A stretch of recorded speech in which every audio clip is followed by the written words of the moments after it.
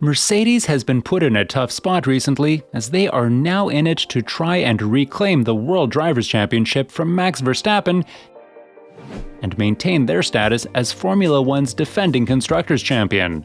But they haven't been seeing the best results lately, and some have pointed it out to be because of Mercedes W13's problem with porpoising. Hello, and welcome back, our Formulees. Today, we are going to be talking about the fuzz about porpoising, how it's affecting the cars as they race through the tracks, and how it may even be solved through a little bit of tinkering through the gearbox layout. So, stick around and stay tuned to this video. Now, let's face it, Mercedes is slowly becoming the shell of what it used to be on the tracks, and that's kind of a bummer if you think about it. They have just lost the WDC to Verstappen, and they have just onboarded George Russell, who has shown promising driving masterfulness as Mercedes' substitute driver in 2020, into their team.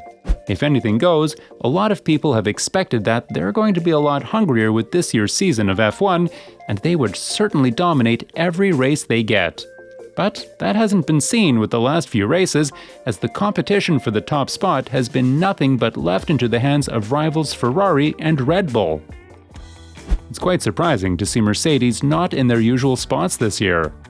There is no challenge as to seeing how undeniable Lewis Hamilton's and George Russell's skills have been going in the previous years they've been driving in F1, so the fingers as to why Mercedes isn't performing as well are pointed right into their car's porpoising issues. Now, what in the world is porpoising? Well, to put it simply, porpoising is simply when a Formula One car violently moves up and down as it drives. It is mostly caused by a sudden decrease or increase of downforce. Its issues primarily lie in safety and performance, as it leads to drivers getting massive headaches and could further damage a car's underfloor. And it is quite important to note that it isn't just Mercedes who are experiencing this kind of problem. Ferrari is too, at the same or even more severity than Mercedes. We've seen how bad the porpoising for Ferrari is during this year's Australian Grand Prix, as the Ferrari F1's 75 was seen rocking and waving before coming in at the fast chicane of turn 9, and yet Charles Leclerc came in winning that race for the team. Now, to mention again, porpoising is an aerodynamic problem that affects the use of venturi ducts to generate downforce through the ground effect, and it has to be noted that downforce is the secret to a good lap time. Lando Norris, who drives for McLaren that does not exhibit the same porpoising problem as other cars do, has said that porpoising isn't necessarily something that you should avoid, since you're enduring the bumpy ride in exchange for better performance and lap time. We don't have much porpoising, but porpoising is not necessarily a bad thing. For some cars, they're gaining performance from the thing which causes the porpoising. Now, with all that being said, how is Ferrari remaining unfazed with this issue while Mercedes is braking? There's an important difference that has to be pointed out between the two, and it's mostly because Mercedes' porpoising is triggered at slower speeds than that of Ferrari's. And if during races it happens at the same time with the speeds at which any of the track's corners are taken, then the defending champions will have to increase their car's ride height. However, as a result of boosting up the car's ride height, as Norris has said, you will be sacrificing a bit of your performance for a smoother ride, as doing so would naturally limit and reduce the amount of downforce that the car would produce in the process. With Ferraris, it's quite different, because the complete opposite of what goes on with Mercedes happens. Their car porpoising is only prompted at speeds beyond which the fastest corners are being taken.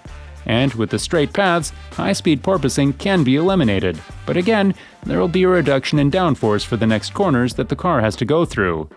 Leclerc, who was seen experiencing the dramatic porpoising in Albert Park, has stated that the problem needs to be tackled and addressed immediately because it can affect their drive's consistency.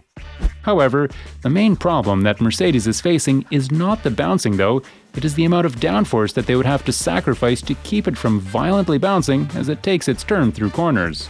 Do you think Mercedes did the right thing by bringing up the ride height? Let us know in the comments below.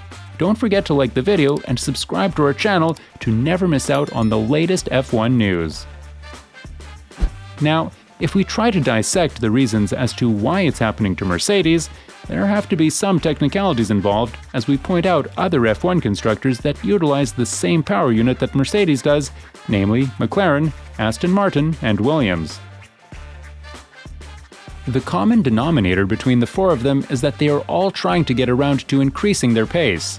Mercedes is 1 second behind Ferrari, who currently leads the Constructors Championship standing. McLaren is trailing behind Alpine, and both Aston Martin and Williams have been the slowest in the season so far. But if we go and analyze all those things from GPS, the distinction on the speed of Mercedes and Ferrari in terms of power units will only account for around 0.15 seconds of the car's lap times. If we do the math, there's still an answer to be solved given that Mercedes is lagging behind Ferrari for 1 second. The power unit is not exactly the only thing to blame for how much Mercedes is struggling in their performance. Now, if the study is directed and angled toward the gearbox layout along with the 3 other teams that use the same power unit that Mercedes does, excluding McLaren, then there would be an obvious connection with how the porpoising problem is being affected. Both Aston Martin and Williams are under the impression that if only they would not have to raise the car further away from the porpoising threshold, then they would be able to gain a dramatic increase in their performance. But why is the gearbox the one in the hot seat here? Well, if you look at the length of a car's gearbox casing, then it would be pretty easy to tell how the team chose to pack the mechanical components of a car. If we try to observe Mercedes, Williams, and Aston Martin, it can be noted that both the floor and side pods begin more backward compared to other cars. Thus, it furthers the distance between the car's front wheels and the side pods, which is usually advantageous if we look through things aerodynamically. However, there is a regulation that you have to keep the car within the wheelbase limit. So, to comply with that, the radiators and other associated apparatus should be biasedly packaged towards the rear end. In comparison with Haas and Ferrari, as they both share the same power unit and gearbox, we observe that the side pods are put in further forward and that majority of the cooling apparatus is pushed towards the front end, which in return would give a huge front to the side pods while allowing the rear side of the bodywork to go through more extensively. If we view their cars from above, it shapes more like a teardrop than their counterparts in Mercedes, Williams, or Aston Martin.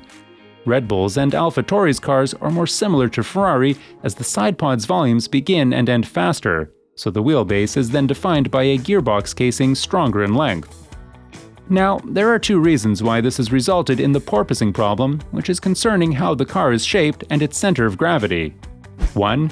The wide bodywork at the back may have been contributing to how the airflow is restricted in the underbody. Furthermore, the teardrop shapes of the upper bodyworks of other cars should have been able to exert more effort in helping the airflow on top of the diffuser, which could make the underbody tunnels more stall-resistant. 2.